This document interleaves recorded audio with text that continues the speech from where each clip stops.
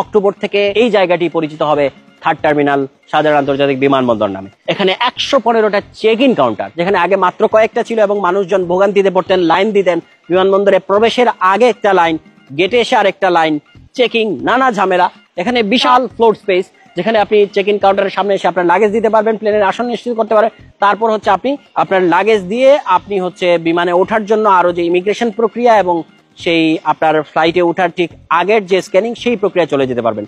এরকম বিশাল বিমানবন্দর এখন বাংলাদেশে, যেখানে 26টা প্লেন, এই বিল্ডিং এর সঙ্গে 26টা প্লেন এসে যোগ হতে পারবে এবং 26টা ব্রিজ থাকবে। প্লেন থেকে নেমে এসে এই বিমানবন্দরে সরাসরি ঢুকে যাবার ব্রিজ, বোর্ডিং ব্রিজ। 37টা প্লেন এই থার্ড টার্মিনাল আশেপাশে পার্ক করে রাখা থাকবে এবং 115টা চেক ইন কাউন্টার আছে, 128টা ইমিগ্রেশন বুথ আছে এবং 16টা লাগেজ কনভেয়ার বেল্ট। আগে আপনাকে দিতে যে গাড়ি আসবে, সেই গাড়িটাও একসঙ্গে 1200টা গাড়ির সঙ্গে থাকতে পারবে, আলাদা গাড়ির কার পার্কিং ব্যবস্থা আছে। এবং এই বিশাল সুন্দর স্থাপত্য সিঙ্গাপুরের চাঙ্গি বিমানবন্দরের মতোই করা হয়েছে শাহজালাল আন্তর্জাতিক বিমানবন্দরের তৃতীয় টার্মিনাল। এপ্রিলের শেষে বুঝে পাচ্ছে বাংলাদেশের কর্তৃপক্ষ এবং অক্টোবর থেকে এখানে মানুষজনের ওঠা নামা শুরু হবে। এরও 7 মাস আগে প্রধানমন্ত্রী এখানে এসে ঘুরে গেছেন, দেখে গেছেন। আনুষ্ঠানিক উদ্বোধন এখন কেবল বাকি।